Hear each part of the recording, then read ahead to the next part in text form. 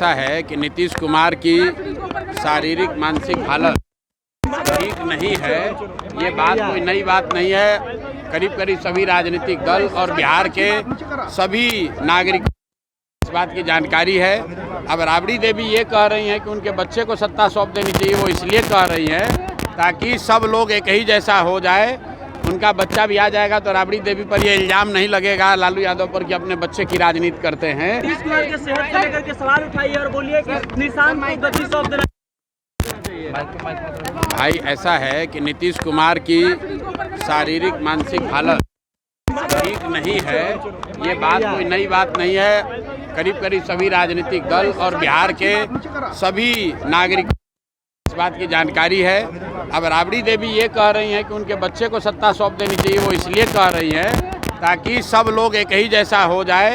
उनका बच्चा भी आ जाएगा तो राबड़ी देवी पर ये इल्ज़ाम नहीं लगेगा लालू यादव पर कि अपने बच्चे की राजनीति करते हैं। इसीलिए चाहते हैं कि नीतीश कुमार भी जाते जाते बच्चे को बात का आरोप लालू जी पर खाली अकेले न लगे, उस पर नीतीश कुमार भी शामिल हो जाए। भैया वो कोई राजनीति में मेरी जहां तक समझ है वो राजनीति में नहीं आएंगे। अगर आएंगे उस समय टीका टिप्पणी की जाएगी। उपेंद्र कुशवाहा ने भी यही बात दोहराई थी, कहा था कि सत्ता और पार्टी दोनों एक साथ नहीं चला सकते हैं। नीतीश कुमार उस अवस्था में अरे भाई तो उपेंद्र कुशवाहा को नीतीश कुमार का लीडरशिप में अगर भरोसा नहीं है तो क्यों एनडीए में है? एनडीए छोड़ दें। दोनों बात कैसे होगा? एनडीए में नीतीश कुमार के मदद से संसद में भी रहिएगा। बहुत सारा नेता नहीं बोल सकते। अरे भाई वो बोल सकते हैं ना, तो वो बोल के अपना राज्यसभा का पद छोड़ दें और छोड़कर नीतीश कुमार से अलग हो जाएं।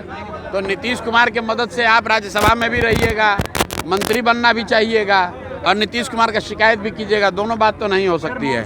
मानसून सत्र आपसे चालू हुआ है, सरकार से विपक्ष से क्या अपील करेंगे? नहीं अब क्या भाई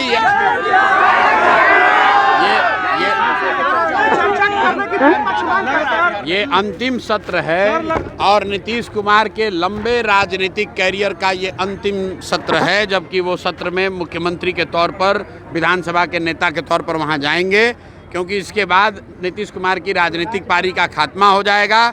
इसके बाद विधानसभा के नेता के तौर पर नीतीश कुमार को आगे काम करने का अवसर जनता नहीं देने वाली है।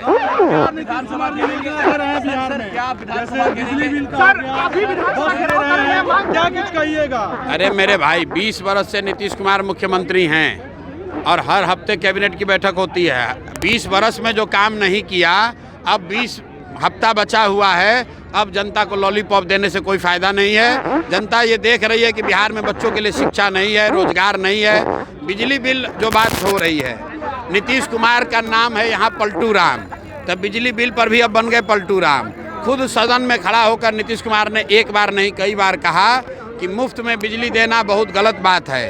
खैर, अगर मान लो बिजली अगर उन्होंने 125 यूनिट फ्री करने की बात कही है तो लोगों की शिकायत ये है कि भैया बिजली 100 रुपये का बिल आ रहा है 500 और उसमें 100 यूनिट फ्री कर दोगे तो फ़ायदा क्या हुआ?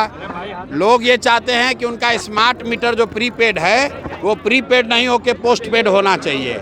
लोग ये चाहते हैं कि बिजली का गलत बिल नहीं आना चाहिए। 100 यूनिट आए फ्री मिले या उसका पैसा लगे, लेकिन आप 100 यूनिट फ्री में दीजिएगा और 100 यूनिट के बाद 2 रुपये की जगह 4 रुपया लीजिएगा। ये बात जनता समझ रही है, जनता बेवकूफ़ नहीं है। विधानसभा को आप घेराव करेंगे, आपने कहा था। पार्टी का निर्णय है, पार्टी घेराव करेगी, पार्टी वाले घोषणा करेंगे।